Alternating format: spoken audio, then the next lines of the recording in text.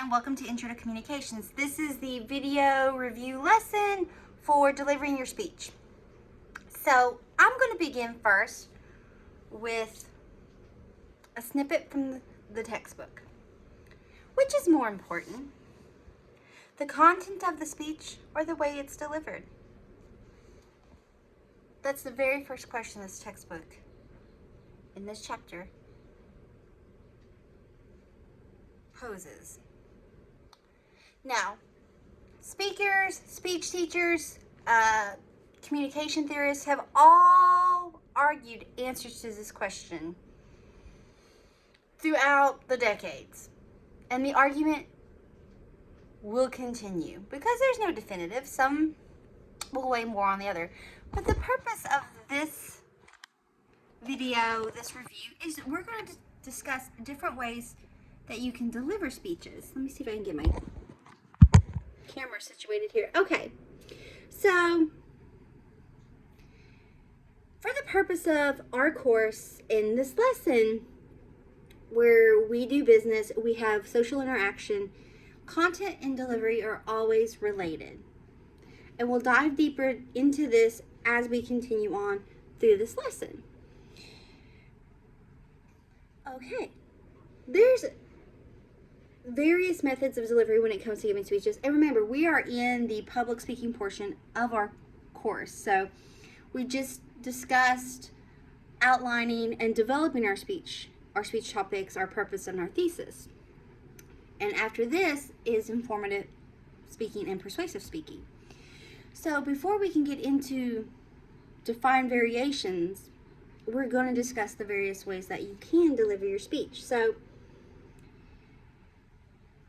just as we've discussed earlier in this throughout our course, is that different cultures communicate differently, or they hold different values for various ways of communicating, verbally, non-verbally. And non-verbally, remember, there's a slew that falls under non-verbal, from our gestures, our facial, our tone, our intonation, how we dress, how we present ourselves. All that falls under nonverbal. So again, different cultures have different expectations for what is considered an effective speech delivery.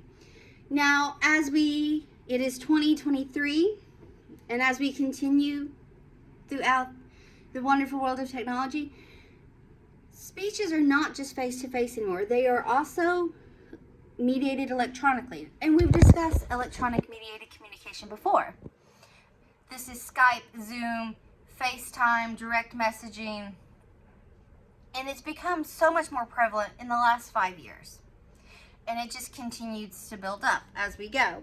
The book then discusses, before we actually break down the different methods, is speakers should always consider and adapt to their audience expectations, the topic, and the speaker's situation. So, adaptability. Adaptability is a strong when it comes to public speaking. Because I say that, if you're given a speech, you adjust your language, your tone, your mannerisms based on your audience, the topic, even where you are giving this speech at. You're not going to speak to a group of 8-year-olds the same way you will 18-year-olds, or the same way you would a group of 38. This is what I'm talking about, adaptability. You may be trying to convey the same message, but you will adjust language and tone and delivery based off of your audience. Now, let's go ahead and dive into the various styles of speech delivery. There's manuscript speaking. Manuscript is pretty much reading verbatim from a paper or a textbook. You're reading it word for word. For newscasters, it would be reading directly from the teleprompter and not accommodating adaptability. And when I say that with teleprompters and stuff, and there's a great example that comes up in one of the future delivery speeches, is that technology sometimes fails us, or it could be the person mixing or feeding the teleprompter the information. Maybe they give the wrong information. There's a slew of things that can go happen. If we don't have adaptability, that could cause someone to pause or to freeze.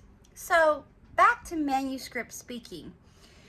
Manuscript speaking, the book tells us, is rarely done to be interesting. What do I say by that? We have a tendency when we read, if you think when you were younger and you would read stories out loud in class, you get into this rhythm and it becomes monotonous. You have that monotone vocal inflection and it makes it sound read, because sometimes we don't like speaking out loud. Sometimes we want to get it done, like, okay, well, we get a break when we get the story done, so we got to go. So because of that, it sounds read. There's no interjection of personality or any of that comes into play because you are straight reading from a script. But that's not to say that everyone who reads from a script sounds monotonous or has the monotone vocal inflection.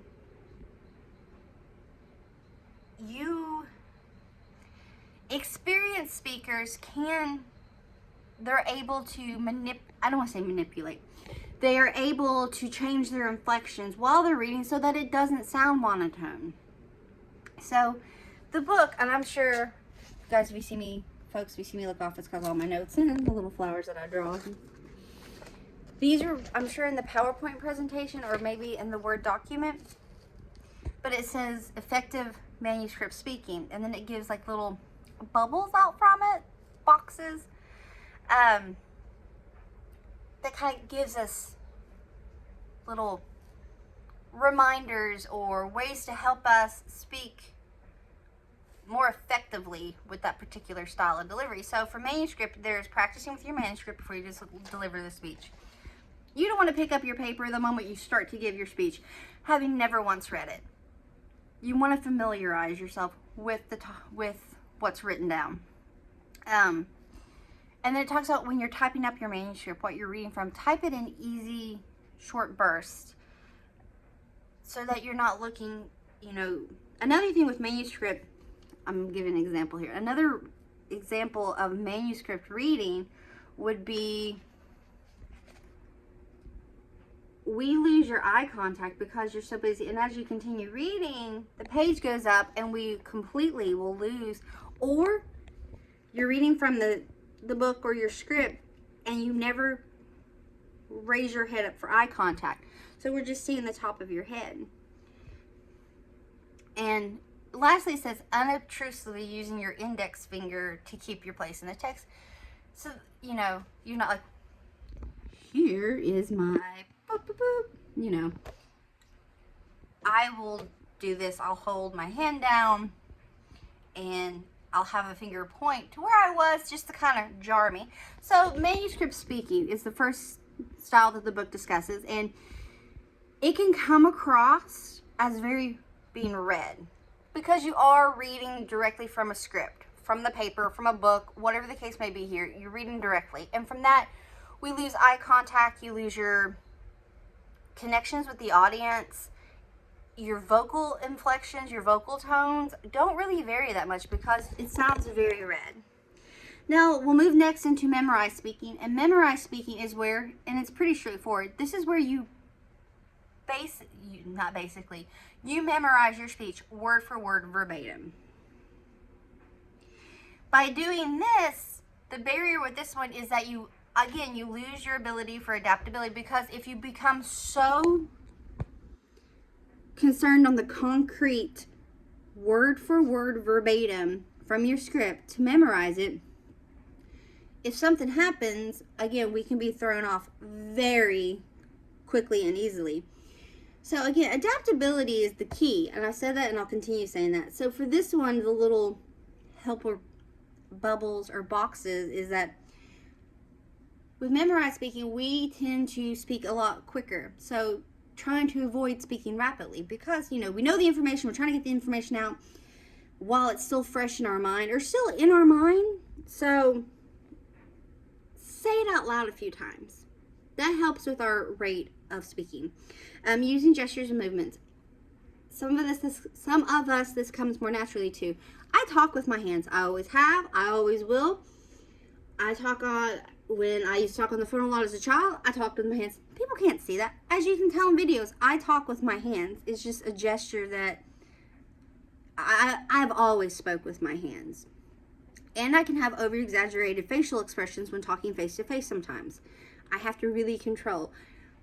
Like, I have to really, not control, but honestly think of how my face is expressing emotion. It's very hard for me sometimes not to express facial emotion. And then record yourself for the speech and listen to your rate and listen to your pitch and listen to all of that, because that comes into effect. The next one is impromptu speaking. Impromptu speaking is delivering a presentation without an advance preparation. Now, this is where I said there would be a great example of that teleprompter speech. The book calls this speaking on the cuff, and what that means is you're able to just go. Hillary, that's not who I want to talk to. President Bill Clinton, during one of his speeches, he gave a speech on the health care before a joint session. The teleprompter had the wrong text. For like 8 or 9 minutes, the teleprompter put the wrong text because, you know, aides and stuff, they help create the speeches so that it helps flow. Well, he was well versed in what he was presenting and what he was discussing about. He was able just to go and keep on discussing without missing a beat. He wasn't stuck. It did not become frozen. There was no like, it wasn't dead air. And dead air is when it's pretty straightforward. There's no talking. It's just silence, cricket, awkward silence. By having a solid grasp on what you're speaking of, you become more versed in impromptu speaking. So, effective impromptu speaking bubbles or boxes, it talks about organization, quickly planning an introduction, body, and conclusion. So, by able to be like, okay, I know what I'm talking about, and from there you can go into your intro, body, and conclusion. If you've ever taken a public speaking course, I'm a big fan of talking while you are choosing a topic that you are well versed in. One, it's easier to speak on, and two, you're able to more comfortably speak as opposed to choosing a topic you have no idea on. One, you're not going to work on it. Two, you're going to get stuck. You're going to get frozen. I'm a big fan of choosing a topic you're aware of. And it also talks about drawing on appropriate and relevant personal experience and knowledge. Well, when it comes into, it's bringing you're putting your own personality into this. Adaptability, folks. Think of Golden Girls and Sophia. Always. Picture this. Cicely. She's bringing in her own background and experience into the conversation. And then be brief. You don't have to give Tolkien-esque long splurs. Be brief. And by being brief but concise, you can make your point well across when impromptu speaking. Now, the next one is extemporaneous speaking. If I butcher that, I am so sorry. But this is the last method, and usually the most appropriate for courses. It's delivering a well-developed, well-organized, rehearsed speech without having to memorizing the exact word. So you've created an outline, you've created your speech, you're not reading it verbatim off of it, but you're also, where you know the topic and the idea, you're not speaking as a memorized speech, like word for word verbatim. You've created an outline, and you've created a template upon which you go, and it's a topic that you know. This is what is used in my public speaking courses. I give them the genre and the topic, the specified topic and thesis, all that falls into the students. So they pick, and it, always pick something that it's easier. So now let's talk about the bubbles for effective speaking. Don't memorize it word for word. Again, kind of just give yourself a little gist. Again, using gestures and movement naturally to help what you are saying. Some of us, it comes more naturally too. And using a full content outline will help us rehearse our speech, and then creating notes. If you go by an outline, you have those, like, okay, this is what I'm talking about. This, you know, those little words or short sentences that jog our, I don't want to say jog our memory, but helps us regain where we were or where we need to be in our speaking. All right. So ways for effective verbal delivery is using words clearly. There's a huge list of, there's like the specific word, concrete word, and simple words. So to break those down that the book talks about, a specific word is a word that refers to an individual member of a general class. A general term would be fossil, but a specific word would be what kind of fossil it is. Specific words also kind of coincide with concrete words, and these are words that appeal to one of the five senses when we are talking about concrete words help us create our imagery. It smelled like sulfur. Sulfur is a concrete word. It smelled like cut grass. Cut grass. We all have a pretty good image of cut grass. Sounds like nails on a chalkboard. See, I cannot take that sound. I do not like that sound. And then simple words are words that most people who speak the same simple words are a word known to most people who speak the same language. So instead of saying like violet, the odor. Instead of saying yellow, you say the hue, or color. All that falls under. George Orwell wrote an essay called Politics in English Language. And this expert really puts in simplicity. Great. Never use a long word where a short one will do. Never use a foreign phrase, a scientific word, or a jargon if you think of an everyday English equivalent. So pretty much keep it simple. Then there's vivid words, and vivid words add colors and interest to your language. And this kind of falls in with concrete words as well. So if you talk about, that's a distressed oak table, okay? Or that cat is scruffy, or that cat is fluffy. It's also kind of, I don't want to say simple, but more descriptive words. When you're reading stories, there are some authors that have a beautiful tendency to really put in vivid to help create that imagery. And then it just kind of talks more about using words accurately, you know, checking your dictionary, checking your thesaurus, the correct word. If you're confused on the true definition of a word, get a dictionary, Google it, and being mindful of offensive language. There's some things that you may not realize is offensive, but is very much offensive. Language, words, derogatory terms, all that. And it's just being mindful. Again, adaptability and mindfulness when it comes to delivering speeches. There's also talking about crafting memorable, words are hard, word structures. So there's figurative language, and figurative language, this is metaphor, similes, personification, and a metaphor is an implied comparison between two things. Similes are overt comparisons between two things that uses the word like or as.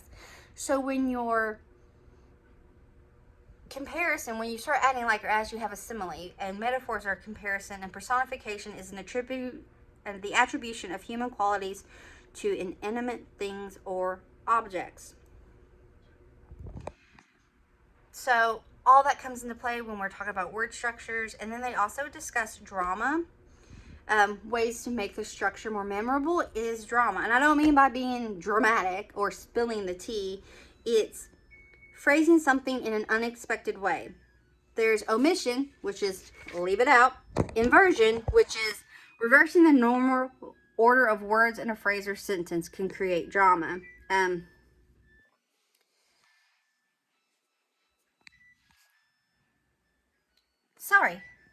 I was loading here. I had noise in the background. Suspension is a third way to create drama, and this is withholding a key word or phrase until the end of the sentence. They give the example of Michael Jordan at Kobe Bryant's eulogy. He used suspension to focus on Bryant's strong desire to compete. No matter where he saw me, it was a challenge. So there's just omission. Inversion is the switching of words, and suspension is adding memorable phrase or a key phrase or a key word at the end of a sentence. Cadence, this is the final way creating memorable, and cadence is the language or rhythm of your speech. It's not the language, it's the language rhythm of your speech. Some speakers or people just talking to them, they have a sing-song pattern. And there's different styles that fall under cadence. There's parallelism, occurs when two or more clauses or sentences have the same grammatical pattern. They give the example of Governor Andrew Cuomo to address the New York citizens during the coronavirus pandemic of spring 2020. This is going to be a long day. It's going to be a hard day, and it's going to be an ugly day, and it's going to be a sad day. So the parallel noun phrases using that was long day, hard day, ugly day, and sad day, and it was just to emphasize the struggle yet to come.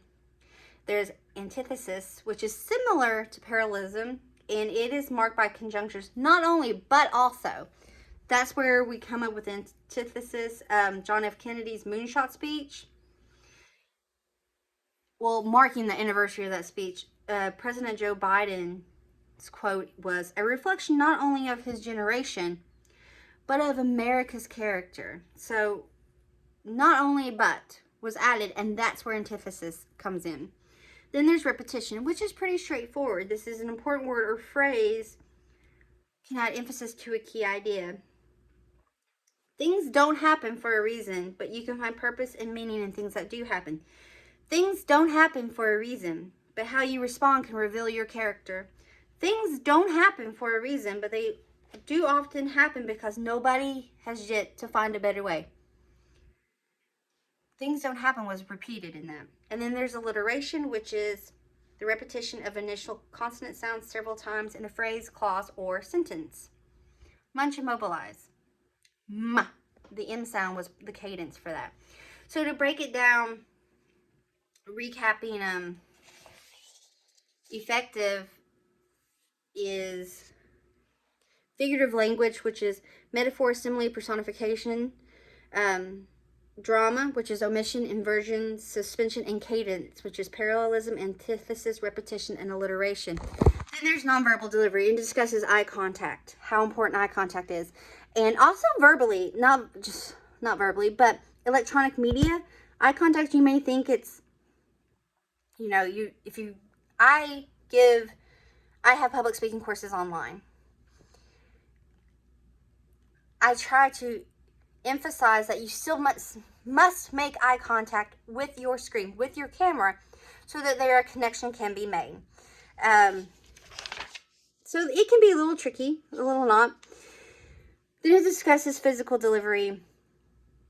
And with physical delivery there's gestures and movement and posture. All that comes into play. You don't want to be slumped over, hauled off to yourself, closed off. You want to make yourself open. And to do that, it's standing straight, opening your shoulders, opening your body. That's not to say you have to use gestures. That's not true. Some people, like I said, it comes more easily to, and some don't, but you don't want to stand there with your arms crossed and your hands in a ball, closing yourself off. Facial expression falls under nonverbal as well. And it's watch yourself in a mirror or record yourself. Watch your facial expressions. Make sure it is maybe you don't have, or RBF. Some of us have it and some of us don't. Some are stronger than the others. So, it's really paying attention with your facial. You don't want to act like you're laughing during a eulogy. You don't want to make it seem like you're cheerful and happy during a eulogy, and vice versa. Then there's vocal delivery. Vocal delivery, what falls under this is your volume, and that is the softness or loudness of your voice. Your pitch is how high or low a speaker's voice is. I have a naturally higher pitched voice.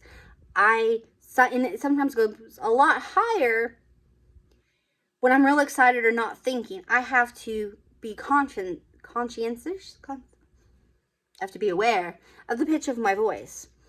Then there's inflection, and this is a variation in vocal pitch. So if there's no variation, you're very monotone. Think of Ben Stiller. Bueller, Bueller, Bueller. Very monotone voice. But inflection is how high and low we go. And then there's rate, and this is how fast or slowly someone speaks. Again, I'm someone who speaks pretty fast a lot of the time, so I have to be conscious of this. If I'm trying to get information out there and I think I'm rushed, I go fast. And there's some folks that speak at a slower rate, or it's, again, adaptability and mindfulness and being aware of these things of ourselves. And then a pause, and that's pretty straightforward. Being able to take that moment, pause for effect, so to speak. And articulation is the production of clear and distinct speech sounds. Making sure we don't slur our words and that we're pronouncing all the consonants and vowels that need to be. And depending on where and dialect comes into that as well. And dialect is a consistent style of pronunciation and articulation that is common to an ethnic group or geographic region. These two go hand in hand because, you have Southern accents, you have Creole accents, Midwest, North, and you got different variations north. So Chicago, Boston, New England, the same, but New York. There's variations depending on where you live on how we pronounce and articulate. So it's also being aware. Then it also discusses appearance, making sure that we're presenting ourselves in a public speaking manner when we are public speaking. Not wearing shirts that have crazy logos or derogatory terms on them, and just making sure we're presenting ourselves. It also discusses presentational aids, and I'm not really going to go into that too well, but presentational aids are bar graphs and imagery and videos, and all that falls under it as well, and there's a whole bunch on it.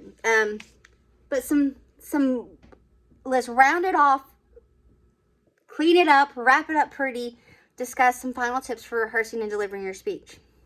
You want to make sure you finish your speech several days prior to giving the speech so that you have time to rehearse and go over and make sure everything is where it needs to be. And practice, practice, practice. Practice in front of a mirror, practice in front of a group of people that are willing to listen to you, or just record yourself so that you can check your rate and you can listen to the info and the articulation and the pitch. And it also checks your nonverbal to make sure it all goes together.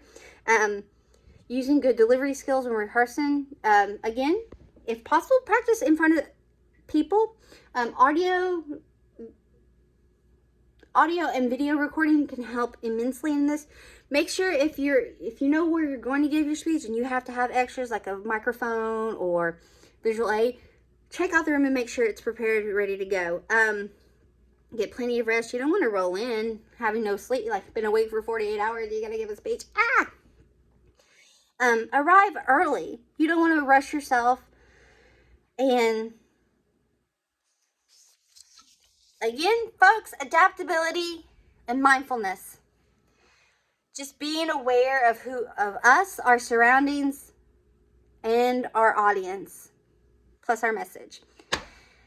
That, folks, is delivering your speech in a nutshell. Quick review. Anyway, folks, thanks so much. Bye.